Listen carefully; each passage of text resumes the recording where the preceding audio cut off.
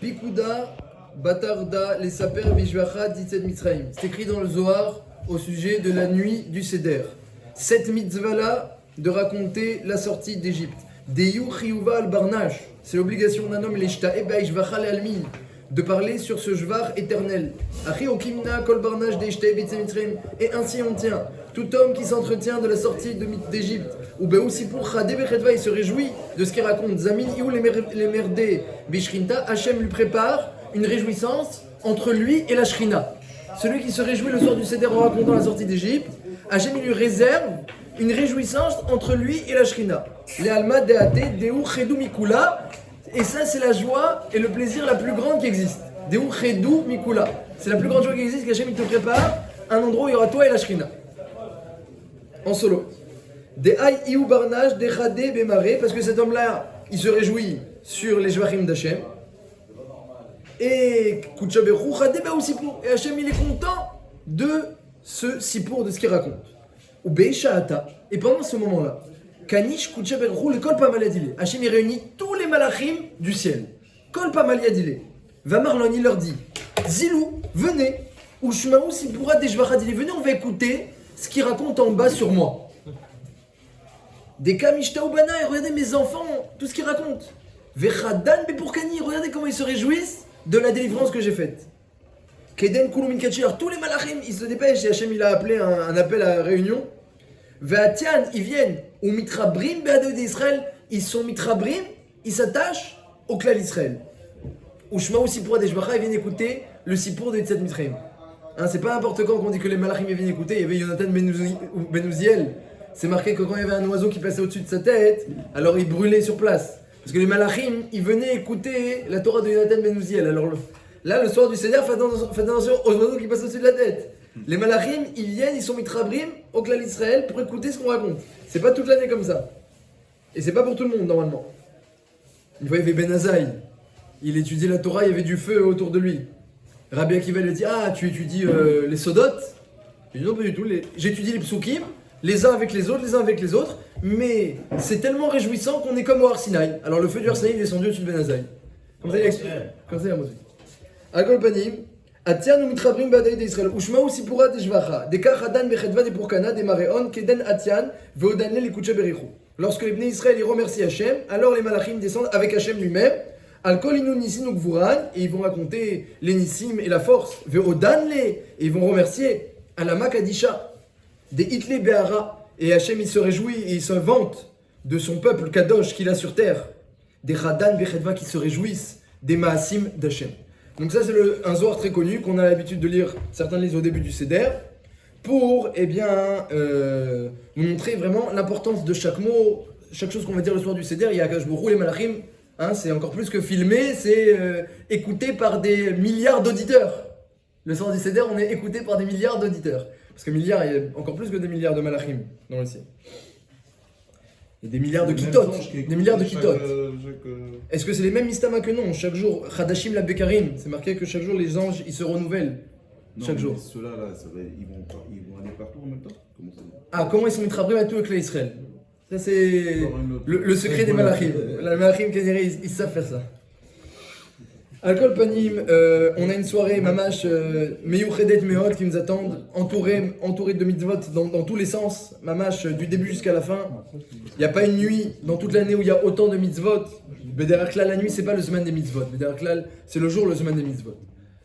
Mais là, eh bien, que je vous nous avons une soirée avec, d'après le Gaon de Vilna, il y aurait jusqu'à 64 mitzvot différentes le soir du Seder. Hein, Gamatria, Samer Dalet, Siata Dishmaya. Comme ça, on dit au nom du Gaon. Et Bémet, les plus importantes, hein, il faut le savoir pour se préparer. On va essayer de se préparer ensemble un petit peu le soir du Seder. Ça demande de la préparation. Les plus importantes, c'est le Maguid, c'est savoir raconter la sortie d'Égypte, se souvenir et raconter la sortie d'Égypte. La Matzah, c'est la deuxième mitzvah de Oraïta. Et à part ça, il y a les coupes de vin, le maror. Sont des rabanan, mais ils sont aussi des takanot rashuvot. Donc essentiellement, c'est la matzah et le maguid, les mitzvot essentiels du soir du Seder. Alors, Béhémet, les Mefarshim, ils s'interrogent un petit peu sur cette mitzvah de raconter la sortie d'Égypte le soir du Seder. La Gada elle-même, elle parle beaucoup de cette mitzvah-là, comment les Tanaïm, Rabbi Akiva, Rabbi Tarfon, Rabbi Sagli, ils faisaient la mitzvah mamash jusqu'au matin. On parle beaucoup de la grandeur de cette mitzvah-là. Mais Béhémet, si, eh bien, on réfléchit bien, si on réfléchit bien, eh bien, c'est une mitzvah qu'on a tous les soirs de l'année. On a toute cette mitzvah tous les soirs de l'année. Tous les soirs de l'année, une mitzvah de se rappeler de la sortie d'Égypte. Une mitzvah d'Oraïta, la Gemara dit même, si quelqu'un il a un doute, est-ce qu'il a fait ou non la mitzvah de se rappeler la sortie d'Égypte, il doit recommencer le passage de Vayomer juste pour être sûr de mentionner la sortie d'Égypte. Il y a une mitzvah de se rappeler la sortie d'Égypte tous les soirs de l'année. Comme la Haggadah elle-même le ramène. C'est marqué dans la Haggadah, vous le savez sûrement, c'est marqué dans la Haggadah qu'il y avait Rabbi Elazar ben Azaria. Rabbi Elazar ben Azaria, il avait l'air Are Ani Keven Shivim Shana. Est-ce que vous connaissez Rabbi Elazar ben Azaria? Oui, il avait l'air d'avoir Shivim Shana. Velo Zachidi, il a dit, je n'ai pas eu le srout que soit dit la sortie d'Égypte la nuit. Ad Shedrasha ben Zoma. Jusqu'à que Ben Zoma, il a trouvé une source. Donc Rabbi Elazar ben Azaria, il avait l'air d'avoir 70 ans. Pourquoi il avait Are Ani Keven Shivim Shana? Parce qu'il n'avait pas 70 ans, il avait 18 ans. Mais il avait l'air d'avoir 70 ans. Keben, c'est 52. Rajoute 52 à 18, ça fait 70. Il dit, j'ai l'air, mais en fait, j'ai 52 en plus. 52 en plus. Pourquoi? Qu'est-ce qui s'est passé? Parce que, eh bien, qu'est-ce qui s'est passé? Il s'est passé que Rabban Gamliel, qui était le Nassi, la Gemara dit en Brachot, qu'il a eu des vikouchim, il s'est disputé avec Rabbi Yoshua plusieurs fois, et avec d'autres, encore d'autres, pas que Rabbi Yoshua, la Gemara dit en Brachot avec d'autres encore. Et sauf ils ont décidé de l'enlever de son poste parce qu'il était trop kapdan, Rabban Gamliel. Ils ont mis alors ils cherchaient qui mettre. Rabbi Akiva, ils voulaient mettre Rabbi Akiva, mais ils ne pouvaient pas parce qu'il n'a pas ce routavot. Alors ils ont dit Rabbi Elazar ben Azaria, il est très chacham aussi, et il a ce routavot, il descend de Ezra. Il a dit, mais j'ai que 18 ans, il n'a même pas de barbe, j'ai que 18 ans. Alors le lendemain matin, il s'est réveillé, bon, il a demandé à sa femme, est-ce que tu permets ou pas? Elle a dit, bon, mais tu sais qu'après, ils vont peut-être te changer, en attendant. Alors, elle a pensé déjà après. Parce qu'il reste un jour, je crois. Pas longtemps, ouais. Tout seul après, il a fait alternance. À Kolpanim, le lendemain matin, il a eu 18 filaments, 18 traits, chourottes, 18 chourottes, rangées, 18 rangées de barbes blanches qui sont apparues. Et donc après, il cherchait à prouver qu'il faut raconter la sortie d'Égypte tous les soirs de l'année. Il faut mentionner la sortie d'Égypte tous les soirs de l'année. Et il n'a pas réussi. Alors dans la Haggadah, on dit, tu sais, Rabbi Elazar ben Azaria, il a dit, j'ai comme 70 ans, et j'ai pas trouvé dans la Torah qu'il faut parler de la sortie d'Égypte la nuit. Jusqu'à que Baruch Hashem, Ben Zoma il est venu, et il a dit, Kol Yemechayecha, et marqué les man, Tizkor et Yom Tzetra, Mitzrayim, Kol Yemechayecha, avant que tu te souviennes de la sortie d'Égypte tous les jours de ta vie. Kol Yemechayecha, c'est les jours. Kol Yemechayecha, c'est les nuits. Et les Chachamim, ils n'étaient pas d'accord. Ils disaient Kol Yemechayecha, c'est pour parler de l'Imot HaMashiach. Mais Ben Zoma lui a expliqué, comme ça c'est la halakha, qu'on doit mentionner la sortie d'Égypte la nuit. Si quelqu'un l'a oublié, il a un doute, est-ce qu'il a bien dit? Il est chayav de recommencer le passage de Vayomer dans le Kriyat Shema, juste pour dire la sortie d'Égypte. Même les femmes, il y en a qui disent qu'elles sont chayavot aussi de cette mitzvah-là. Mishamro, il ramène des chitotes. Al-Kol Panim, c'est donc cette mitzvah. D'ailleurs, au passage, Bémet, c'est étonnant. Il a dit, vous savez, j'ai comme 70 ans et j'ai pas mérité d'avoir trouvé la sortie d'Égypte la nuit. C'est une grande mitzvah, mais j'ai pas réussi à trouver la source à cette mitzvah-là. Mais il a même pas 70 ans. Il avait 18 ans. Mais il dit, vous savez, j'ai comme 70 ans et j'ai pas mérité. Parce que t'as l'air d'avoir 70 ans, alors t'aurais dû mériter de le trouver. S'il avait vraiment 70 ans et qu'il a cherché pendant 70 ans et l'a pas trouvé, tu comprends ce qu'il te raconte. Mais s'il a que 18 ans, alors j'ai vu les Mefarshim, ils disent non, parce que si Hachem il lui a donné l'air d'avoir 70 ans, c'est qu'il s'était fatigué dans la Torah comme quelqu'un qui a 70 ans. Sinon jamais Hachem il est Emet. Hachem Chotamo Emet. Ce qu'il envoie c'est Emet. Donc il n'aurait pas envoyé une barbe blanche à quelqu'un qui ne mérite pas sa barbe blanche. S'il a l'air dans 70 ans, c'est que tu le vois, il a 18 ans, mais il s'est fatigué comme son copain de 70 ans, autant. Et il te dit, j'ai l'air dans 70 ans, je me suis fatigué comme quelqu'un et j'ai pas trouvé une allusion dans la Torah. Jusqu'à que Ben Zoma il est venu, il l'a trouvé. Donc c'est une mitzvah qu'on a tous les soirs de l'année. Et là, le soir du Seder, eh bien, on réserve toute la soirée à une mitzvah a priori, où il n'y a pas vraiment de chidouche, on l'a toute l'année. Donc la grande question, avant de demander à nos enfants de dire Manishtana, Alayla, Azemikola, Lelot, avant que nos enfants ils demandent quelle différence entre cette soirée et les autres soirs, c'est que nous-mêmes, on se demande à nous-mêmes et on sache répondre à la question quelle différence pour nous il y a entre ce soir et l'autre soir. Tous les soirs de l'année, tu mentionnes la sortie d'Égypte. Mercredi soir, tu mentionnes la sortie d'Égypte. Quelle différence il y a entre cette soirée-là et les autres soirs? Ça, c'est la première question à se poser, c'est pourquoi il faut raconter, quelle est la différence dans le récit de la sortie d'Égypte le soir du Seder par rapport aux autres soirs de l'année. Comme ça, il demandait le Réprème de Brisk avant de commencer chaque année, demander cette question-là et répondait à la question, déjà pour marquer un peu, montrer un peu le kivoun de la soirée. Il disait il y a 3 grandes différences. Comme ça dit le Rav de Brisk, il y a 3 grandes différences entre la mitzvah quotidienne de parler de la sortie d'Égypte et la mitzvah des soirs du Seder. Le soir du Seder, la mitzvah, elle doit être faite avec son fils. Il faut raconter à son fils et pas n'importe comment. Bederer she'ela ou tshuva. Il y a écrit Ve'aya ki ishalcha binecha bayom ha'olamor. Et tu lui répondras, ton fils il va te demander une question et tu vas lui répondre. Donc il faut et que le fils il ait une question. Donc du coup on doit s'organiser pour susciter les questions. On fait plein de choses bizarres, on leur donne des bonbons qu'on n'a pas l'habitude de leur donner ou un moment qu'on n'a pas l'habitude de leur donner. On trempe des trempages qu'on n'a pas l'habitude de tremper ou même on mange des irakotes qu'on n'a pas l'habitude de manger comme c'est dit Rashbam. On fait des choses bizarres, on enlève le plateau du Seder alors qu'on n'a même pas commencé à la Haggadah pour que l'enfant il se pose des questions. On fait des choses bizarres pour que l'enfant il pose des questions parce que la Torah elle dit la mitzvah de toute l'année c'est raconter la sortie d'Égypte, certes l'a mentionné, mais le soir du Seder il faut que ça vienne d'une question. Donc il faut susciter la question. Et si Bassov il n'a pas pu poser une question parce qu'il n'a pas tilté qu'il fallait poser une question. D'ailleurs Mehmet j'ai vu, je sais plus quel rav il ramenait un des rabbanim de Mir et des Raché Yeshivot, il ramenait des bonbons, il distribuait des bonbons, après il ramenait un paquet et il disait tout celui qui pose une bonne question je lui donne un bonbon. Donc comme ça, moi, les enfants, ils étaient déjà dans l'ambiance. Ils cherchaient à poser des questions. Des fois, l'enfant, il est tellement habitué, on lui racontait ses Pessars bientôt, on lui a acheté des nouveaux vêtements, à l'école, il a entendu Manishtana, il arrive, il pose pas vraiment de questions, il sait un peu ce qui se passe et il suit l'événement. Donc il faut aussi susciter les questions, donc il faut que l'enfant il pose une question. Et si à la question que l'enfant il a posée, tu peux lui répondre, parce que Hachem nous a sortis d'Égypte, alors là, tu as fait la mitzvah d'Oraïta. Si l'enfant il n'a pas pu poser la question ou tu n'as pas pu lui répondre, alors Bémet, dit le Roche, la mitzvah, dans le Shuta Roche, la mitzvah c'est que des Rabbanan, d'après le Roche. Donc il y a ma première condition, ça doit venir avec des questions. Quand l'enfant il n'arrive pas, alors on lui fait dire Manishtana. Le but de faire dire Manishtana, c'est de considérer qu'il pose une question. Encore faut-il qu'il comprenne qu'il pose une question. Pas juste l'histoire de la chanson. Mais c'est ça le Manishtana, c'est poser une question. Donc premier élément, le soir du Seder, c'est il y a un dialogue avec les enfants, et la Gemara dit s'il n'y a pas les enfants qui posent, alors c'est les autres personnes, ta femme, ou à toi-même, tu te poses des questions. Ça doit venir question-réponse. Le soir du Seder, c'est pas monologue, c'est dialogue. Premier élément qui différencie le soir du Seder des autres soirs, où là il faut juste mentionner la sortie d'Égypte. Deuxième élément, c'est que, comme on le dit, il faut raconter la sortie d'Égypte. Les autres soirs on la mentionne, là il faut la raconter. Qu'est-ce que ça veut dire raconter? Ça veut dire raconter ce qui s'est passé avant, ce qui était le matzav, le gnout, comment ils étaient les Bnei Israël avant la sortie d'Égypte, et comment ils ont été maintenant qu'ils sont libérés. Comme il a dit Rav Nachman à son Eved, il avait Rav Nachman à Eved, il a dit si ton maître, il te libère et te donne de l'argent, de l'or et de l'argent, et il te libère, qu'est-ce que tu vas faire? Tu dis, je vais le remercier, je vais le vanter, le louer, etc. Il dit, voilà. Alors on n'est pas tour de Manishtana, il a dit Rav Nachman. C'est-à-dire si on arrive à comprendre quelle était la situation avant et quelle est la situation maintenant, on a touché déjà on a un peu quitte quelque part du but du Seder, de voir comment c'était avant et de comprendre ce qu'il y a après. Donc il faut raconter comment c'était dur avant. Et donc on raconte le texte de Mikra Bikurim, il y a un texte dans la Torah où là, on remercie Hachem pour la sortie d'Égypte et on raconte là-bas comment c'était dur en Égypte, à Pitom et à Ramsès, et comment les Bnei Israël ils souffraient à cause des Égyptiens. C'est une marloquette Bémet d'après Shmuel, d'après Rav, il faut raconter la difficulté de l'esclavage, mais d'après Shmuel, il faut raconter combien les Juifs étaient idolâtres et impurs. Il faut raconter, on va dire, non pas la bassesse matérielle des Juifs en Égypte, mais la bassesse spirituelle.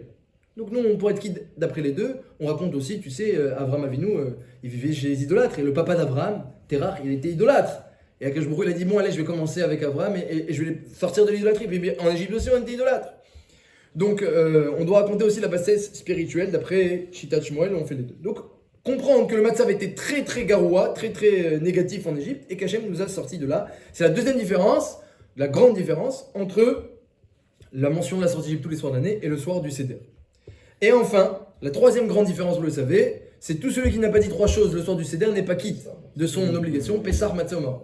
Ça veut dire que si quelqu'un il a fait tout le Seder comme il faut, mais il n'a pas expliqué les mitzvot du Seder, eh bien il n'a pas raconté la sortie d'Égypte comme il faut. La sortie d'Égypte, pour la raconter comme il faut le soir du Seder, et ça c'est pas comme les autres soirs de l'année, il faut raconter les mitzvot qui ont découlé de la sortie d'Égypte. Et bien c'est ce qu'on dit dans la Torah elle-même. Lorsque l'enfant il nous demande des questions sur la sortie d'Égypte, la Torah elle dit, tu diras à ton fils, Ba'avourze Asa Hashem libeti. C'est pour ça qu'Hachem me fait sortir d'Égypte. C'est quoi Bavourze? La Gemara elle dit Besha'a, c'est marqué dans la Gada, Besha'a chez Matzah au Maror Munachim lefanecha.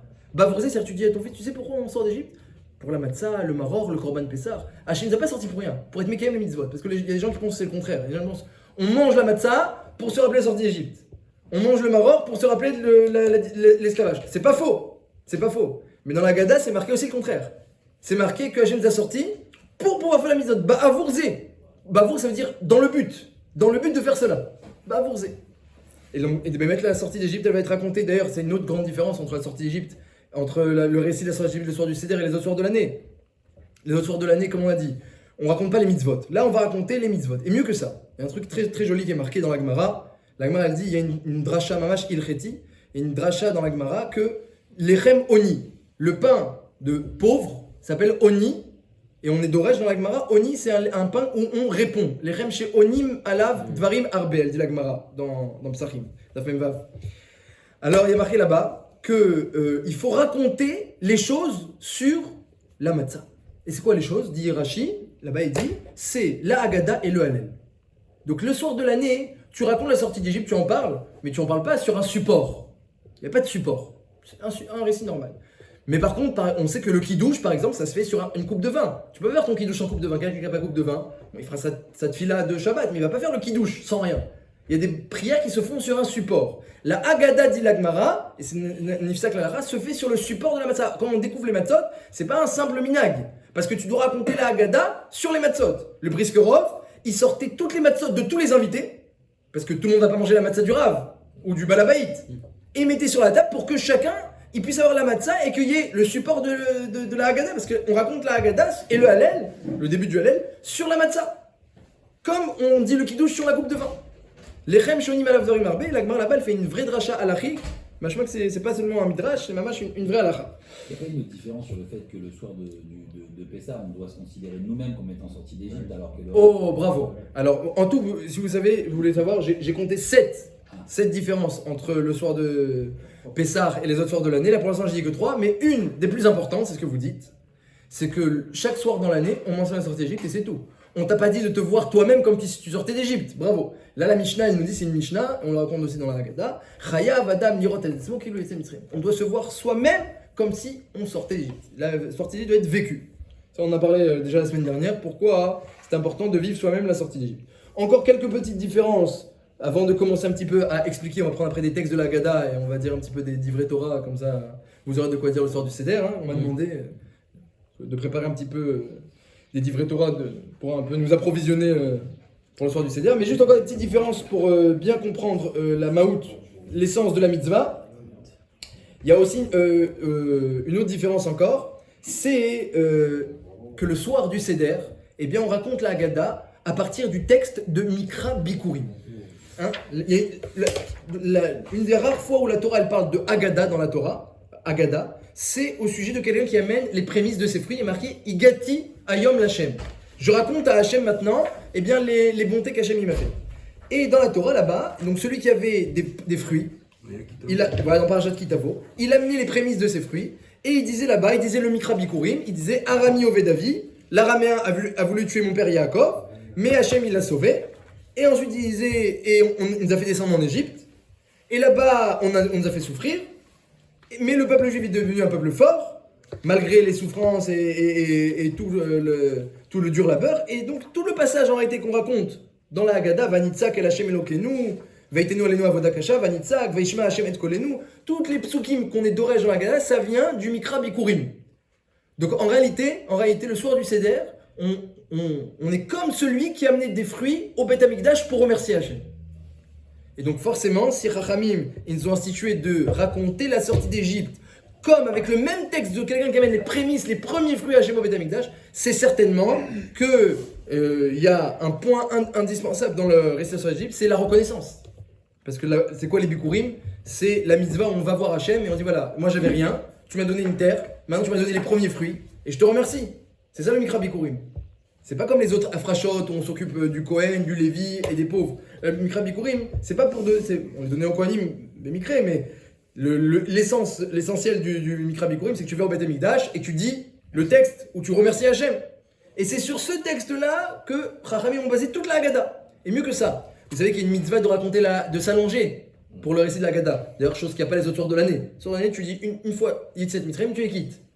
Le soir du Seder, tu n'es pas quitte. Enfin, tu es quitte. Mais la mitzvah, elle continue. Même si tu es quitte, mais elle continue. Jusqu'à quand? Jusqu'à dit le Shulchan Aruch que tu t'endormes de fatigue. Tu tombes à Takaftoshena. Tant que tu t'es pas écroulé de fatigue sur ta table, tu n'as pas fini de raconter. C'est quitte la mitzvah, mais elle n'est pas finie. Lorsque tu t'es écroulé de fatigue, là tu as le droit d'aller te coucher. Comment c'est marqué dans le Shulchan Aruch? Et bien, mettre le Shulchan Aruch là-bas, il dit un truc intéressant. Il dit, même si après il a fini le Seder, il veut étudier, donc il va étudier d'autres choses sur la sortie d'Égypte. Il dit le Shulchan Aruch là-bas, au nom de la Tosefta, que c'est pas forcément l'énissime de la sortie d'Égypte qu'on doit raconter jusqu'à qu'on s'endorme. On peut même étudier les halachot des mitzvot de la sortie d'Égypte. Donc quelqu'un va prendre les ilchot matzah, ilchot korban pessar, le Shulchan Aruch ramène ilchot korban pessar. Alors c'était même pas naoug au temps du Shulchan Aruch. Ilchot korban pessar, ilchot matzah, chaque halachot qui concerne pessar, eh bien, il y a une mitzvah de l'étudier jusqu'à qu'on s'endorme. Ça fait partie du récit de la sortie d'Égypte. Ça, c'est aussi quelque chose qu'on ne trouve pas les autres soirs de l'année, de pouvoir étudier les halachot de la mitzvah et d'être quitte de la sortie d'Égypte. A priori, il n'y a rien à voir. Le soir du Seder, oui. Quand tu racontes des divrei Torah sur les halachot, imagine que vous allez parler avec vos invités des halachot de Pessah ou de Matzot pendant le soir du Seder, vous faites la mitzvah de Sipo et de Mitzrayim. Comme ça dit Shulchan Aruch, au nom de la Tosefta. Ça, on ne trouve pas ça les autres soirs de l'année. Donc, Al-Kol Panim, raconter jusqu'à qu'on s'endorme, c'est très spécial, comme on l'a dit. Et c'est quoi l'idée, on a dit? L'idée, c'est d'arriver à remercier Hachem. D'arriver à remercier Hachem, et sûrement, puisque nos sages nous ont institué ça sur le texte de Mikra Bikurim. Donc maintenant, passons un petit peu aux choses sérieuses. Le Rambam, il dit, donc tous ceux qui s'allongent le soir du Seder à Rezem Yeshoubar, et il a une idée de le faire jusqu'à qui s'endorme. Et à partir d'où il faut s'allonger? Est-ce qu'il faut s'allonger en commentaire sur Al-Achmania? Est-ce qu'il faut s'allonger en commentaire sur Arba Banim, les 4 enfants? Est-ce qu'il faut s'allonger en commentaire sur, qu'est-ce qu'on pourrait dire, Veisha Hamda? Eh bien non. Le Rambam il dit, seulement, la mitzvah elle est Beikaron, bien qu'on va tout lire, mais la mitzvah elle est Beikaron sur le texte des Bikurim. Agada, c'est donc à partir de Arami Ovedavi. Dis le Rambam, tout ce que tu t'allonges sur Arami Ovedavi, là c'est Meshoubar. Mais sur le reste, on n'est pas rêve de s'allonger. Donc on le lit, on le comprend. Ah oui, la Agada n'est pas une prière. Donc celui qui a lu, il a lu, il n'a pas compris. C'est Bracha Levatala qui vient, ça rien. Il faut qu'il lise qu'en français et pas en hébreu à la limite, parce que c'est pas une prière. C'est quand il va arriver au Hallel, alors le Hallel est une prière, Birkat Hamazon c'est une prière, alors on lit en hébreu. Même si on comprend pas, c'est pas grave. Mais lorsque c'est un texte où il faut comprendre ce qu'on raconte, raconter un dialogue avec le fils et discuter, et tu dis en hébreu et personne n'a compris, c'est passé à côté de la misère complètement. Si quelqu'un l'a lu en français, on traduit tout en français, et même si quelqu'un l'a lu qu'en français, et ben Inematov c'est très bien. Nous on a l'habitude de lire les deux en hébreu et en français quand même. Mais Al-Kol Panim, ne pas oublier donc le Kivun de la Gada, bien raconter l'esclavage, la sortie, et arriver à remercier Hachem, et surtout dans le texte de Arami Oved Avi. Donc on y va. Tsé Ulmad sort et va voir ce qu'a fait l'araméen. La Sot Yaakov Avinu. Il a voulu l'araméen, donc c'était Lavan, tuer Yaakov. Chez Paro, Logazar et la Asrarim. Paro, lui, il voulait tuer que les garçons. Mais Lavan, il voulait tuer les garçons et les filles. Donc Lavan, il court derrière Yaakov Avinu lorsque Yaakov s'est enfui. Et il dit, tu sais, j'ai de quoi te faire du mal, il lui dit. Mais j'ai eu un rêve cette nuit, et Hachem m'a dit que ni tu le fais du bien, ni tu le fais du mal. Hein, les Réchaïm, même pas leur bien, il dit Rashi. Ni tu le fais du bien, ni tu le fais du mal. Donc Hachem, il a dit à Lavan. Et on sait, dans la Torah, on ne sait pas que Lavan, il voulait tuer tout le monde. Mais la Agada nous révèle, Arami Ovedavi, il est écrit dans le texte des Bikurim, l'araméen voulait perdre mon père. De là, on déduit nos sages qu'il voulait tuer les garçons et les filles. Et c'est intéressant que, a priori, la Haggadah, elle fait du Jvar à Paro. Vous connaissez, hein, où c'est marqué un Jvar à Paro dans la Torah, dans la Haggadah. Paro ne voulait tuer que les garçons, mais Lavan voulait tuer tout le monde. Kol hakavod. Un applaudissement pour Paro, qu'on a envie de dire. On est en train de raconter la sortie d'Égypte et de dire que c'est terrible ce qui s'est passé en Égypte, et Paro, qu'est-ce qu'il a pas fait? Et puis on te dit, Paro, il voulait que les garçons, mais Lavan c'est bien pire. Il a rien fait. J'ai lu un Sefer, il y avait un machal, il disait c'est comme il vient pour la soirée du Shiva Brachot, il y avait un Shiva Brachot là il y a pas longtemps, il vient, il dit le Khatan, Mamash Talmid Chacham, Moré Ora'a, il enseigne la Torah, etc. Mais alors son frère, il n'est pas encore arrivé à la darga de son frère. Imaginez qu'il fait ça pendant on va lui jeter des tomates. Même s'il fait des très beaux jvachim sur le Khatan, et après il dit mais il n'est pas encore arrivé à la darga de son frère, toi on va lui jeter des tomates. Ça va, quel boucha? Tu racontes sur le Khatan. Comme ça, j'ai vu la question posée. Et puis, qu'est-ce qu'on raconte Pitom sur la vanne? On commence pas à parler de tout le monde, on parle de la vanne. Quelque chose en plus qui était même pas connu. Qui savait que la vanne, il voulait tuer les filles et les garçons? Personne ne savait. Il y avait ses filles, ses propres filles. Personne ne savait. La Torah, la Haga dit non, il voulait tuer tout le monde. Et on lui raconte le soir du Seder et il faut s'allonger à partir de ce texte-là. Non, il l'a pas fait, ouais, surtout. Bah, sauf il a pas fait, oui. Même Paro aussi. Bah, sauf il a. Un petit peu, ouais. Il voulait tuer tous les garçons. À Kolpanim, lâchez-la, pourquoi? Ça renforce la question. Paro, il a fait. Et on minimise. Et la vanne, il a rien fait. Et là, il faut en parler pendant la Haggadah. Donc, c'est une belle question. Hein. Parce qu'il y avait une motivation qui était différente. La motivation de Pharaon, on peut se comprendre à la limite. Parce qu'on sait qu'il y en a qui, s'il avait vu par ses mages qu'il y en avait un qui voulait prendre sa place. Donc, à la limite, bon, on peut comprendre. Celle de la vanne, comme tout le monde, c'est de sa famille. Hein. Donc, mais lui, il voulait tuer tout le monde, la vanne, ouais. Là, pour le coup, c'est perfide. Alors j'ai vu, il y a plusieurs réponses. Je veux dire, il y a plusieurs réponses. Il y a plusieurs réponses. Il y en a qui veulent dire que Bémet, on peut expliquer que quelque part Paro c'est plus grave. Quelque part on peut expliquer parce que tuer que les garçons et laisser que les filles, ça veut dire qu'après, parce que la cavanah de Paro elle était que voilà, les filles après vont se marier avec les Égyptiens et vont renforcer la Touma de l'Égypte avec les filles du clan d'Israël qui étaient pures. Ça, donc quelque part c'est encore pire et c'est la fin de la Rouchniou du clan d'Israël. Il y en a qui veulent l'expliquer comme ça. Et que la vanne il voulait tuer tout le monde, mais bon, qui vient quelque part c'est mieux. Mais dans le texte de la Haggadah, c'est pas marqué comme ça, c'est marqué chez Paro lo gazar et la lasrarim, ava la vanne bikesh la kor et takol, c'est Nira que Paro il a fait que ça et la vanne il a fait plus. Donc vraiment c'est Nira qu'on vient minimiser ce qu'il a fait Paro et accentuer, aggraver ce qu'il a fait la vanne. D'après moi, la réponse est que Béhémet, on a dit dans le machal que j'avais lu dans un sefer, que quand quelqu'un il fait un jvar sur le khatan, il ne doit pas dire qu'il est moins bien que son grand frère. D'après moi, le khatan de la sortie d'Égypte, c'est pas Paro. Si le khatan c'était Paro, si c'est sur lui qu'on devait vraiment casser du sucre, alors on n'aurait pas minimisé ce qu'il a fait. Le but de la sortie d'Égypte, comme on l'a dit, c'est d'arriver à comprendre que Akash Baruch Hu, il nous sauve. Comme c'est marqué dans Veishamda, c'est Ela Shebechol Darvador, Omdim Alenu Lechalotenu. À chaque génération, on veut nous tuer. Et comme vous l'avez dit, un homme il doit savoir lui-même sortir d'Égypte. Et pourtant, il n'y a pas l'Égypte, il n'y a pas de Paro. Mais il y a d'autres choses. Il y a d'autres Égyptes et il y a d'autres Paro à chaque génération. Chacun a son Égypte, chacun a son Paro.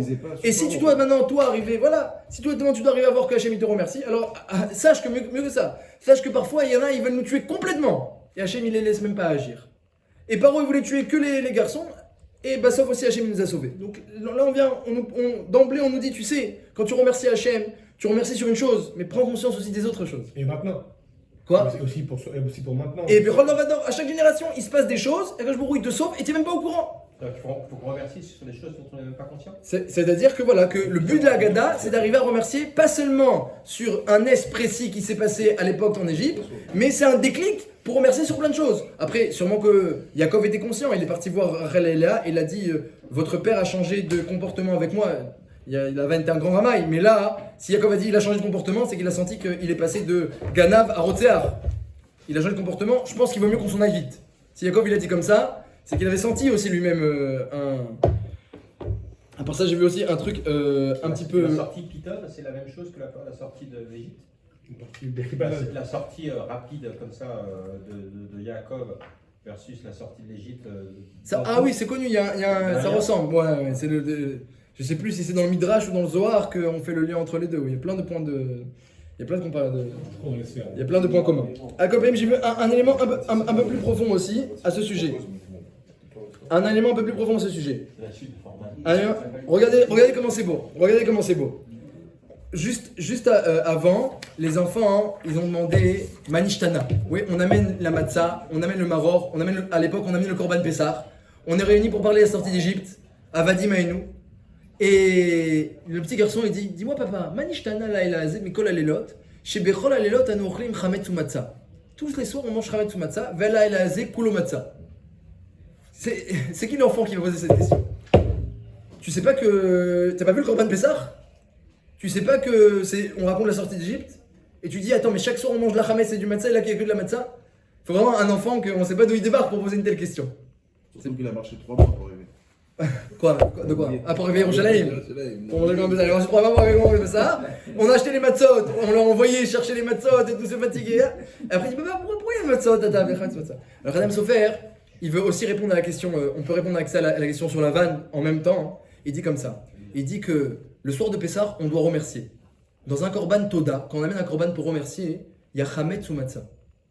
Et il n'y a pas forcément du maror. On peut manger avec n'importe quel yirakot. Et là, on doit arriver pour remercier. Et il n'y a pas de Chametz ou Matzah. Avec tous les korbanos, le seul korban où on remercie, c'est le korban Toda. Et il y a dedans du Chametz. Donc le Khadim Sof explique comme ça, que papa, tu m'as dit qu'on doit remercier Hachem, et on vient à table et on fait un korban Toda à Hachem. Mais pour Manishtana Lailazé, pourquoi ce soir-là on remercie Hachem, il n'y a pas Chametz ou Matzah. Chez Bechol Alelot, toutes les autres nuits on remercie Hachem et tu fais un korban Toda, et il y a Chametz ou Matzah. Parce que dans le korban Toda, il y a et du Chametz et de la Matzah. Il y a 10 Chametz et 30 Matzah. 40 pains, non? Quoi 40 pains. 40, 10 Chametz et 30 Matzah. Ah, ça, ok. Mais ce soir-là, Lailazé, Koulou Matzah, tu me dis qu'on fait on remercie Hachem et il n'y a que de la Matzah. Chez Bechol Alelot, à chaque fois qu'on fait un korban Toda, tu mets tous les yirakot. Lailazé, tu mets que du maror et on doit le manger avec le korban Pessah. Qu'est-ce qui se passe? Manishtana. Comme ça, on peut expliquer la question de l'enfant, qu'il a compris qu'il faut remercier Hachem. Il a compris qu'on amène un korban à Hachem, il l'a vu sur la table le korban. Mais c'est pas le même korban que d'habitude. Il dit Radam Sofer quelque chose de très beau. Il dit comme ça. Il dit que Bederech Klal, lorsque quelqu'un il a un problème, il a une souffrance, et après il a une délivrance, il veut remercier Hachem, eh bien la souffrance, c'est pas forcément un but en soi. Hachem il n'a pas un inyan d'envoyer. Si on pouvait l'éviter, ça aurait été encore mieux. Malheureusement, Bediavad, l'homme il s'est coincé dans certaines avérotes ou dans certaines ashkafot, il est coincé, on lui a envoyé un petit déclic ou une petite capara pour le réveiller, après il se réveille et Hachem il le délivre. Mais si on avait pu avoir la proximité entre toi et Hachem sans passer par la souffrance, ça aurait été mieux. Hachem l'aurait préféré, mais on a dû passer par là. Donc l'essentiel, l'accent sur la délivrance, ça va être seulement le korban Toda. Le korban Toda. Mais en Égypte c'était différent. Akash Borou, il avait des gens qui n'étaient pas encore réouïm, ils n'étaient pas prêts pour fonder le clan d'Israël. Il a dit à Abraham, on ne peut pas encore fonder le clan d'Israël comme ça, il faut passer, il a dit déjà depuis Brit Aveterim, on est chayav de passer par l'Égypte pour le cour à Barzel, pour subir là-bas une purification. Il n'y a qu'en Égypte, en tant qu'esclave là-bas, où que les bénis Israël ils pourront sortir de esclaves de Paro à esclaves d'Hachem, ils seront prêts à me servir. Mais si on passe pas par l'Égypte et passer la purification, c'est pas possible. Donc en Égypte, il s'est passé quelque chose de formidable. C'est que les souffrances là-bas, même si c'était terrible aussi, mais les souffrances, c'est elles qui ont préparé à la sortie. Comme c'est marqué là-bas, on le lit dans la Haggadah, ils ont donné, il est marqué, quand la Haggadah on raconte les sivlotes, le dur labeur, il y a marqué qu'ils avaient bilvenim, ou bechol avoda basadé, et kol avoda adam sharasu beparer. Il y avait Homer, ils avaient du travail dans le titre, la Gemara dit c'est Kalva Homer, c'est la Zohar. Le Zohar dit c'est Kalva Homer. Avoda Kasha, Zokushia. Homer, Zekalva Homer. Bilvenim, il travaillait avec les briques, c'est Libuna Alacha. Ou Bechol Avoda Basadé, travailler dans le champ, en dehors, c'est les Braithot, qui sont en dehors des Mishnayot, il faut aller chercher les Toseftot, les Braithot, et les travaux difficiles, on n'en finit pas, c'est les Teiko, c'est les questions irrésolues de la Gemara. Donc le Zohar lui-même, il révèle que lorsqu'il y avait des travaux en Égypte, c'est déjà pour préparer une prédisposition à servir Hachem dans l'étude et dans les mitzvot. Et où a dit dans les mitzvot au tout d'abord. Donc, ce qui se passe, dit le Khatam Sofer le soir de Pessah, c'est qu'on remercie pas seulement pour la délivrance. On remercie aussi pour la formation du Klal Israël. Quand je me il n'a pas seulement délivré. Et ça, c'est la différence avec les autres korban. Les autres korban, il n'y a pas besoin d'amener du maror. Parce qu'on n'a pas besoin de se souvenir de ce qui s'est passé. Avec Hachem t'a sauvé. Ce qui s'est passé, allez, tourne la page, oublie. Mais en Égypte, il faut se rappeler de l'Égypte. Le maror, il fait partie intégrante du Seder. Et d'ailleurs, on ne fait pas maror ou matzah. L'ordre de consommation, qui est marqué dans la Torah, al matzot umrorim yochlu'u. Et l'ordre qu'on fait, on fait d'abord al achilat matzah, et ensuite al achilat maror. Mais si le maror, il rappelle l'esclavage, et la matzah, c'est le pain qui n'a pas eu le temps de lever, dans quel sens on aurait dû faire? Maror ou matzah? Puisque le maror, ça rappelle l'esclavage, et la matzah, c'est que Hachem a dit, allez, on arrête l'esclavage, on sort très vite. Maror ou matzah? Nous, on fait matzah ou maror. Ça veut dire que le maror, c'est pas seulement un moyen d'arriver à la matzah. C'est une fin en soi. Même une fois qu'on est délivré, on dit, regarde, tu sais comment Hachem il nous a mis en Égypte? Eh ben, il nous a préparé pour la délivrance. Et donc on remercie aussi. On remercie aussi, on est modé, voilà, on est modé que Hachem, il a forgé le Klal Israël. Il a formé le Klal Israël, la naissance du Klal Israël. Et regardez comment il finit, c'est très beau ce qu'il finit. Le Khatam Sofer, il dit, et tu sais, il y a des korbanot de Shlamim, on mangeait le korban aussi, où on n'amenait pas du Hametz, c'est korban, on a vu dans Parashat la semaine dernière, dans Parashat Tzav, c'est le korban de Milouim. Lorsque Aaron et ses enfants, il fallait inaugurer leur avoda, lorsqu'ils commençaient la avoda, Alors ils amenaient des corbanotes où il y avait que de la matzah, et la Torah dit attention, hein, ne ramène surtout pas de chametz dans les corbanotes des milouim. Lorsqu'on inaugure, on commence la avoda de Aaron et ses enfants, on n'amène pas de chametz. Il dit le Khadam Sofer que lorsque tu remercies Bederer Klal, alors tu amènes du chametz dans le korban toda. Mais lorsque le korban toda ici, on inaugure la naissance du Klal Israël et le début de la avoda. On n'a pas commencé à servir Hachem. Tant qu'on n'a pas passé par l'Égypte, par le Maror et la Matzah, on n'a pas commencé. Donc tu amènes le korban toda, mais c'est un korban toda spécial. C'est un korban toda où il y a du Maror, alors que dans les autres soirs il n'y a pas. Et c'est un korban toda où il n'y a pas de chametz, parce que c'est un korban d'inauguration. On commence la avoda maintenant. Donc c'est mamash, et ça c'est différent, et c'est pour ça que la Torah, elle va te parler de toute l'Égypte, alors que la vanne, on t'a même pas parlé de ce qu'il a voulu faire. Alors que l'Égypte, on décrit les souffrances et ce qui s'est passé parce qu'il y a un écart. Tu dois prendre avec toi tout ce qui s'est passé comme souffrance et comme délivrance en Égypte, c'est la formation du clan Israël. Mais ce que la vanne il a voulu faire et que Bassof il a pas fait, qui s'intéresse? La Torah te dit par allusion, Arami Oved David. Et comme ça pour toutes les souffrances. Si on peut les éviter, on les évite les souffrances. C'est pas une mitzvah de passer par une souffrance. On peut éviter, on évite. C'est Bediavad une souffrance. C'est un Bediavad. Bediavad, des fois c'est ce qu'il faut faire, mais c'est Bediavad. Mais en Égypte, c'est pas Bediavad. En Égypte, c'est la formation du clan Israël. Donc là, tu vas expliquer à ton fils, tu sais, pas seulement Akash Baruch Hu nous a sorti d'Égypte, il a formé le clan Israël. Il a préparé un peuple où maintenant, eh bien, on est ses représentants et on le sert. C'est ça qui s'est passé en Égypte.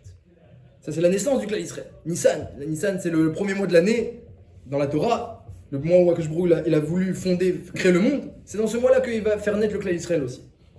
Donc ça, déjà, c'est un pshat intéressant dans Manishtana. La différence entre cette soirée et les autres soirées, ça veut dire les autres soirées, on amène aussi des korban toda. Elles sont différentes. Et aussi, c'est la différence entre la souffrance de la vanne et la souffrance de Paro. C'est que le but, c'est d'arriver à remercier Hachem. Mais il y a des souffrances où on ne raconte même pas là, ce qui s'est passé. Là, dans Paro, on va raconter ce qui s'est passé. C'est pas Paro la star. La star, c'est Akash Baruch Hu. On remercie Hachem pour toutes les délivrances qu'il fait. Mais en particulier, c'est là où il a fondé le clan Israël.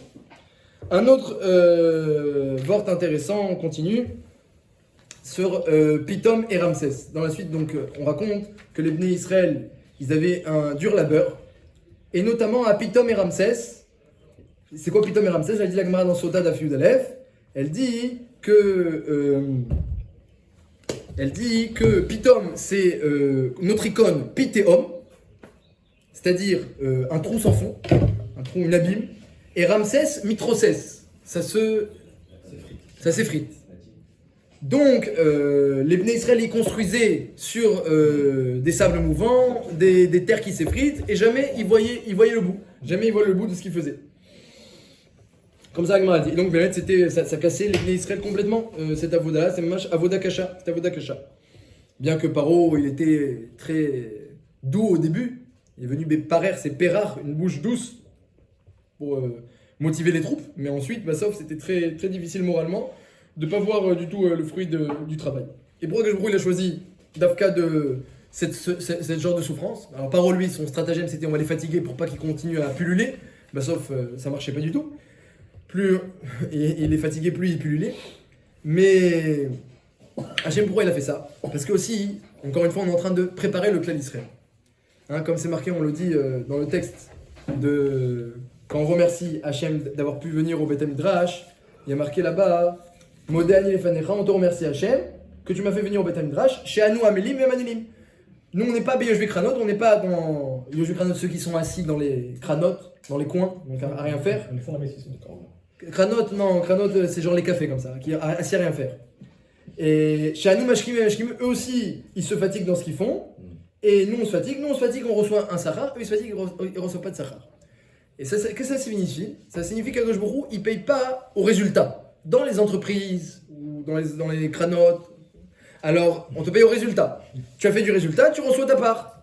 Tu es payé au pourcentage, au résultat, tu auras l'appréciation du patron selon ta réussite. Même si tu t'es pas beaucoup investi et tu as réussi à faire ça très facilement, tu auras la même réussite. Akash Baruch Hu, il n'est pas comme ça. Akash Baruch Hu, il paye selon la fatigue. Quelqu'un il s'est fatigué des mois et là, sauf l'eau yatzalo, ça n'a pas bien marché, il sera payé beaucoup plus que l'autre qui a en quelques jours réussi son projet dans la Torah. Akash Baruch Hu, il récompense sur la fatigue. La Gemara raconte quelque chose d'intéressant. La Gemara, j'ai pas trouvé le daf, mais la Gemara elle dit qu'il y a un juif dans les champs et son frère est dans les villes. Comme ça elle dit la Gemara. Le juif des villes, c'est le Talmid Chacham qui est assis au Beth Midrash. Le juif des champs, celui qui n'a pas le srout d'être assis au Beth Midrash. C'est celui qui travaille dans les champs. Le Hamaharetz, qu'il travaille la terre. Et la Gemara elle dit dans Brachot qu'un jour le Hamaharetz, Yachol Liot, il va venir au Beth Midrash.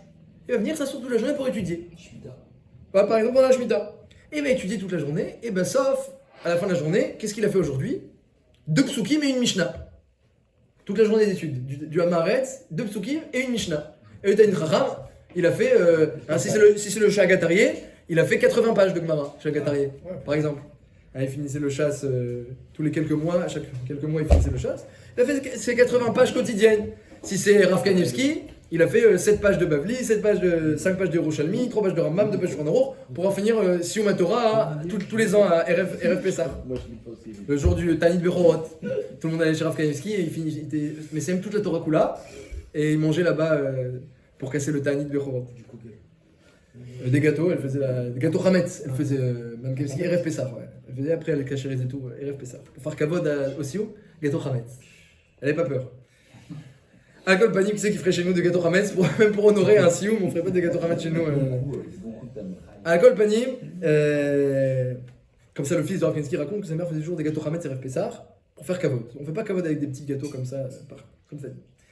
À Kol Panim, donc le Hamaretz il s'est fatigué, le Talmud Chacham il s'est fatigué. La Gemara dans Baruch quelque chose d'exceptionnel, que ils ont le même mérite.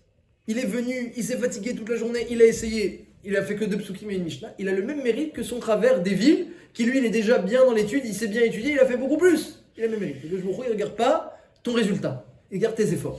Et parfois, il y a des mitzvot, ou c'est parce que c'est irrationnel, ou parce qu'on n'a pas réussi à les faire, ou parce que le rov, la mitzvah, elle est très dure à prendre. Des fois, c'est un grand hall, une mitzvah, c'est très difficile, c'est le projet d'une vie. Et on commence doucement. Lo alecha la melacha ligmor. La Torah nous dit, tu n'es pas obligé de tout finir, mais tu dois au moins essayer. On n'arrive pas à qui peut dire moi j'arrive à prier Bekavana, moi j'arrive à étudier toute la Maseret, moi j'arrive à appliquer toute la Lachot. On fait le maximum, mais c'est l'Oyot Setov. Akash Baruch Hu, il regarde les efforts. Et des fois, eh bien, c'est pas très motivant, et puis on n'y croit pas trop. On croit que celui qui a de la réussite, il aura plus de Sachar. C'est pour ça que Akash Baruch Hu nous a fait passer par Pitom et Ramsès. On est passé en Égypte par un endroit où tu construis, ça se détruit, tu construis, ça se détruit. Pour ancrer en nous la vraie Avdout. La vraie Avdout, c'est quelqu'un qui sert Hachem pour le service d'Hachem. Il étudie la Torah pour la Torah. Il sert Hachem pour le service d'Hachem. Il est content rien que d'avoir fait la volonté d'Hachem. J'ai vu le Shagatarié, il y a marqué que quelqu'un, Yom Tov, il y a une mitzvah de Simchat Yom Tov. Le Shagatarié dit que c'est une mitzvah d'Oraita. C'est quoi Simchat Yom Tov? C'est-à-dire que chaque soir et chaque matin, pendant Yom Tov et même Chol HaMoed, ou Adin, pendant toute la fête de Pessah, il faut boire un réveil de vin. Chaque soir et chaque matin. Tu vois bien, tu as fait une mitzvah d'Oraita. Tu as raté ton réveil, tu as raté la mitzvah d'Oraita. Et pour les femmes, leur acheter des beaux vêtements, qu'elles aient des beaux vêtements pendant toute la fête. Et pour les enfants, qu'il y ait des bonbons et des clayottes et des choses intéressantes, des chocolats, etc. Pour toute la fête, que ce soit Yom Tov et même Chol HaMoed. Donc on réjouit chaque membre de la famille, chacun selon sa simcha. Et pour les hommes, c'est le vin. Le Rambam y rajoute de la viande. C'est pas marqué dans la Gemara, mais c'est naoug de prendre de la viande aussi, de la viande bassar bakar. Naoug. Mais Bécaron, la mitzvah, c'est le vin pour les hommes. Comme ça dit le Bet Yosef et le Shulchan Aruch. Alors, donc on a une mitzvah de se réjouir, et dit le Shagatarié, si quelqu'un il a pas tout ça, ou alors il veut rajouter sur la mitzvah, il dit le Shagatarié, tu peux te réjouir en étudiant la Torah. Parce qu'il y a écrit Pikoudé Hashem Yesharim, mais ça me relève, la Gemara dans Echin, elle rapporte que Avoda, Tarat Asherlo Avata Hashem le Gra Besimcha, la Gemara dans Echin, elle a un tzad de dire que c'est le Limud de Torah. Donc si quelqu'un étudie la Torah et se réjouit, il met quand même une mitzvah de Vesamarta Bechagecha. Donc une bonne chavruta pendant Yom Tov ou pendant Chol HaMoed, Vesamarta Bechagecha. Et là, alors le Shagadai dit quelque chose d'intéressant là-bas. Il dit, et pourquoi il y a écrit dans la Torah que cette mitzvah-là, elle réjouit plus que les autres mitzvot? Alors les autres mitzvot, il n'y a pas marqué que tu mets quand même mitzvah de Vesamarta Bechagecha. Selon la Torah, oui. Comme ça, il demande le Shagadai là-bas dans le... Moi j'aurais dit, parce que le livret de Torah c'est intéressant, et du bilboul. Shagadai, il dit pas comme ça. Il dit parce que si c'est la mitzvah qui réjouit le plus Hachem, alors c'est la mitzvah qui nous réjouit le plus nous. Alors, le Shagatarié, il était tellement serviteur d'Hachem que pour lui, c'est quoi la mitzvah qui réjouit le plus un homme? C'est pas la mitzvah la plus intéressante, c'est la mitzvah qui réjouit le plus Hachem. C'est un peu ça l'idée du Seder. L'idée du Seder, c'est qu'on arrive et on va être des Avadim. On était évêques de Paro, et c'est pas pour rien qu'on était évêques de Paro, maintenant on va devenir évêques de Hachem, c'est ancré en nous. On va devenir évêques de Hachem. Et donc le but, c'est pas maintenant d'arriver à des constructions, etc. Même si ça tombe, Pitéom, Ramsès, ça tombe, ça s'effrite, le méchané. Toi, tu sers Hachem et ton but c'est de servir Hachem. T'as pas d'autre simcha que de servir Hachem. Tu étudies la Torah pour la Torah, tu sers Hachem pour Hachem. Tu fais les mitzvot pour les mitzvot. Ça, c'est une madriga très élevée. C'est une madriga très élevée. On n'est pas obligé d'arriver à cette madriga tout de suite. Mais on touche à ce niveau-là le soir du Seder parce que on était dans une telle situation en Égypte où on était bas et on ne voyait pas le fruit de nos actions, et puis on devait servir Paro sans rien dire. La Achna'a, la soumission qu'il y avait à Paro et à l'Égypte, eh bien, était tellement grande que eh bien, ça ancrait en nous ce corps de soumission dans le peuple d'Israël. Un goy ne serait pas capable de se soumettre autant. Ce serait très dur pour lui de se soumettre, mitzvot, et de se réjouir de la mitzvah et de Retzon Hashem, c'est très dur. Les Bnei Israël, à toutes les générations, ils se soumettent, et même ils sont Mosrim Nafsham, ils se sacrifient, Béchofi, le peuple d'Israël se sacrifie pour faire la volonté d'Hashem pour les mitzvot. Ils ont fait effectivement Pitom et Ramsès et ils ont été. C'était compliqué parce qu'ils ne voyaient pas le prix de leur labeur. Voilà. Mais ils ont été libérés malgré tout. Or, si on fait un parallèle avec notre vie à nous, on dit, rappelle-toi que aussi c'est ta propre libération. Et si une personne qui traverse, je sais pas, qui a l'air pendant des années, lui se sent pas libéré, justement pour ses propres galères, il subit encore le fait que ce qu'il fait ne produit pas les fruits de son labeur. Alors sans Donc, transition, comment il se sent libéré, lui alors sans transition, Vanitzak, El Hashem, Eloke, Avotenu, Vaishma et Kolenu. On a crié, nous implorons, ils traduisent. On a crié vers Hashem et il nous a écoutés. Il y a un truc très intéressant, il y a écrit là-bas, dans le texte c'est marqué, c'est quoi Vanitza qu'on a crié? Qu'est-ce qui s'est passé? On a crié parce que les Bnei Israël, eh bien lorsque Paro est mort, il y a écrit, il y a eu un nouveau roi, comme ça on raconte dans la Haggadah elle-même. Vayehi Bayamim Arabimahem, Vayamot Melech Mitzrayim, le roi d'Égypte est mort, il y en a qui disent qu'il est devenu lépreux, il y en a qui disent qu'il est mort, et ensuite les Bnei Israël, ils ont crié vers Hachem de toute leur force, et paf, il y a une Yeshua. Qu'est-ce qui s'est passé avec la mort de Paro, que les Bnei Israël se sont mis à prier, ils ont une Yeshua? Qu'est-ce qui s'est passé? On va chercher un peu dans les Mefarshim. D'après ceux qui disent qu'il est devenu lépreux parce qu'après il faisait la shrita des enfants pour se guérir de sa lèpre. Mais d'après ceux qui disent qu'il est mort. Alors les Mefarshim, chose très intéressante. Il y a un klal incroyable. Je vais vous donner un mamash. Il y a des choses où vraiment Hachem il est différent comme c'est marqué dans la Gemara. Shelo kemidat basar vadam, souvent il est complètement l'inverse de l'être humain. Il y a des choses où il y a des points communs pour qu'on comprenne. Il y a des machalim, on comprend Hachem grâce à ce qu'on perçoit. Mais il y a des fois où Hachem il est complètement différent. Je vais donner un machal, et vous allez comprendre où je veux en venir. Quelqu'un qui a besoin d'aide, il a besoin que son travers il aide. Il va voir, il dit, moi j'ai besoin que tu m'aides, qu'est-ce que je peux faire pour toi? T'as pas 100 shekels? Ah ouais, 100 shekels, oui, je peux te prêter, pas de problème, etc. 1000 shekels, oui, 1000 shekels, je peux te prêter, etc. A besoin d'aide. Oui, alors, j'allais en venir. Quand quelqu'un il cherche qu'on l'aide et il demande une petite participation, il va trouver des gens qui vont dire oui. Des amis qui vont dire, pas de problème, Bessimra, etc. Mais si le type il dit écoute j'ai besoin de 120 000 shekels, 2 avocats et que tu m'accompagnes au Bet Mishpat pour témoigner pour moi et en plus j'ai peur ils vont prendre ton nom etc. Sache qu'il peut y avoir des conséquences ensuite si tu témoignes en ma faveur. Hein? Où vous êtes? Ouais, toute la choule elle s'est vidée. Qu'est-ce qui s'est passé? 120 000 shekels on n'a pas, ou même si on n'a pas envie de te prêter. En plus, vu ta situation que tu donnes au Bet Mishpat, on sait même pas si tu vas nous le rendre. Venir avec toi au Bet Mishpat, les avocats, pas rentrer dans les avocats, puis on n'en connaît pas. Et venir en plus témoigner avec les répercussions, etc. Et en plus, l'autre côté de l'accusation, on sait pas qu'est-ce qu'ils peuvent nous faire. Laisse tomber, va demander à ta famille. À la famille, peut-être on va trouver quelqu'un, mais les amis, on va trouver. Et même la famille, il y a des limites. Akadosh Baruch Hu, c'est bidiouk afour. Bidiouk afour. Lorsqu'il y avait, comme on a dit les Mefarshim, lorsqu'il y avait le roi d'Égypte précédent, les Bnei Israël, ils avaient encore un espoir de s'en sortir. Parce que Paro était très méchant, il y avait l'esclavage, mais ils se disaient, un jour Paro il va mourir, parce qu'il commence déjà à être fatigué, à être un peu lépreux, il va mourir. Il y aura une pause dans l'esclavage, ou une pause dans la politique, etc. Et ils vont pas reformer le gouvernement tout de suite. Ça peut prendre un peu de temps. Donc ils avaient de l'espoir. Ils avaient, tant que la souffrance, eh bien, elle est pas, la tzara, elle n'est pas très grande, eh bien, l'homme il se tourne pas complètement vers Hachem. Donc il n'y a pas eu Vanitzak, ils ne criaient pas. Il y a écrit qu'ils priaient. Ils priaient normalement Hachem. Mais ils n'ont pas imploré de tout leur cœur, du fond de leur cœur.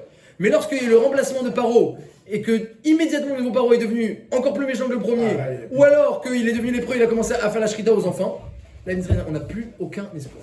Le seul espoir qu'on avait maintenant, il est perdu. Ils se sont tournés vers Hachem complètement.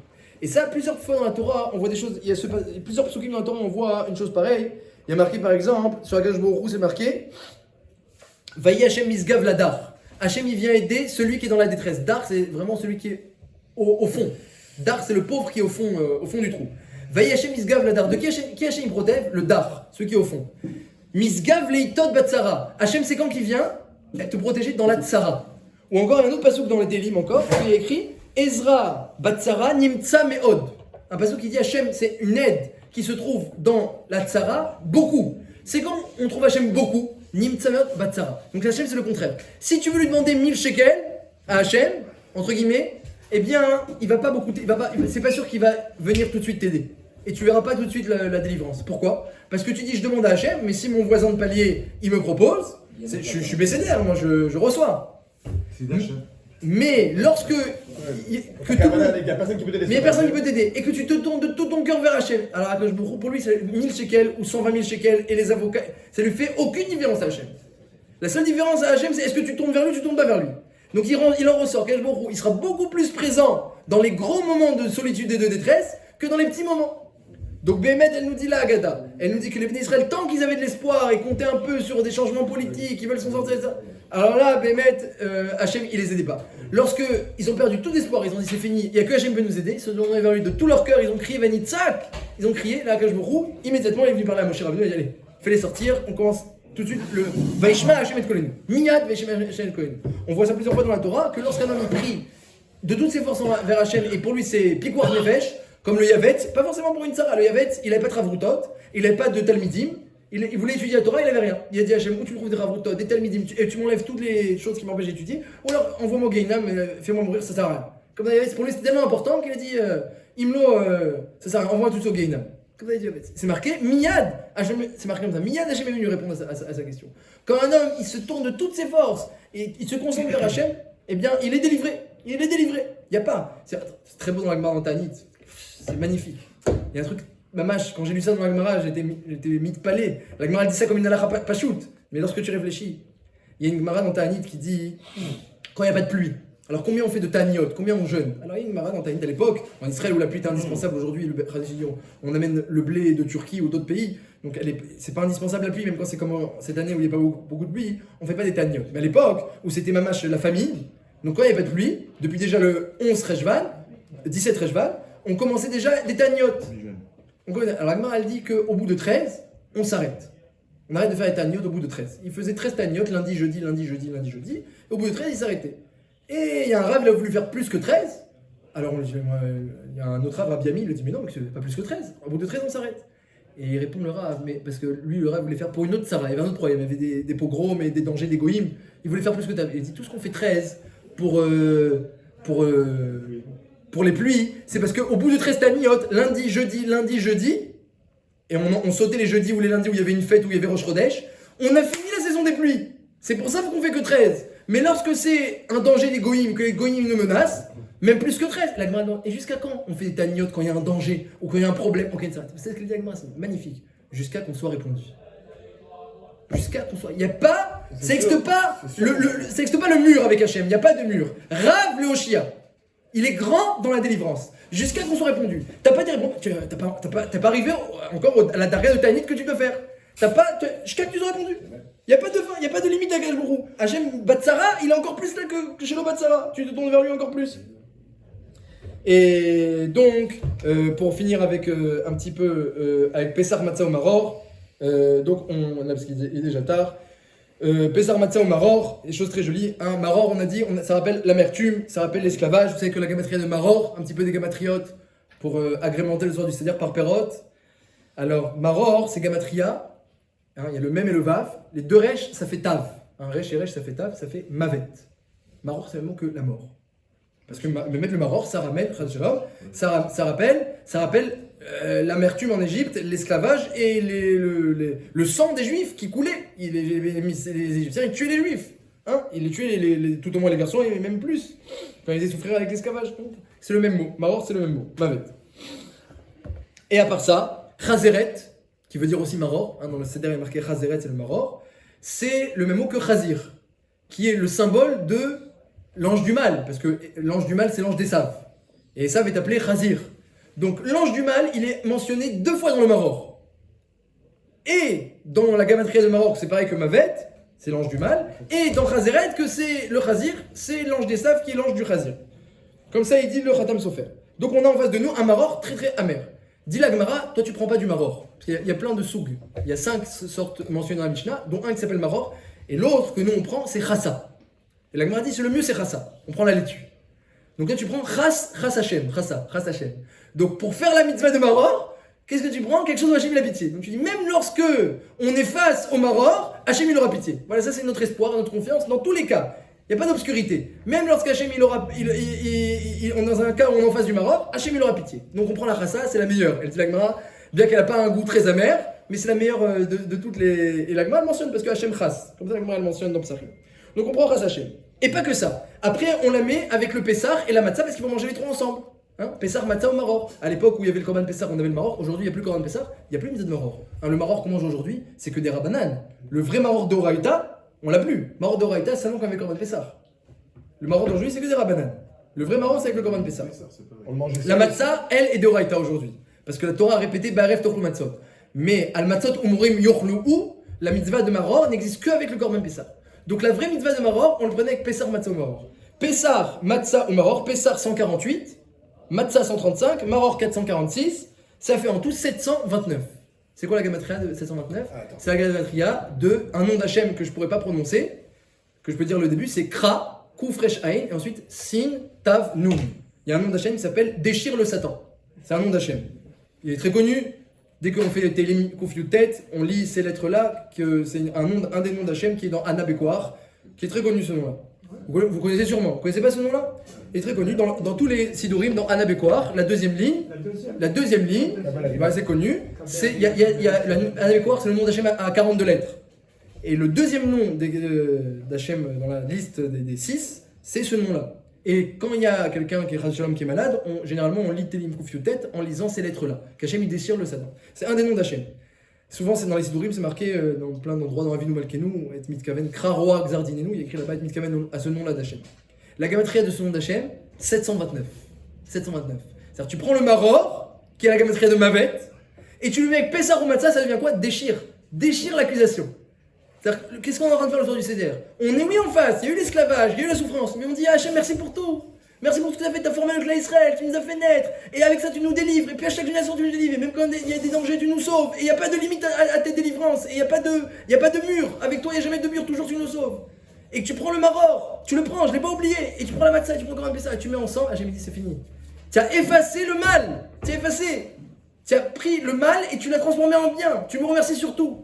Il y a plus de... Si toi tu effaces le mal alors qu'il était devant tes yeux, il n'y a plus de raison que dans le ciel il ait une quelconque force. Je déchire le Satan. Comme ça a dit le Khatam Sofer. Voilà, la force de la sortie d'Égypte, on peut annuler tous les décrets, tous les Zman Kheroutenu. C'est le temps de notre délivrance. Donc Kedaï Mamash de se sentir soi-même comme si Hachem nous a sortis d'Égypte. Ishama que ce sera la plus grande ségoula pour mériter de grandes délivrances. Hasard.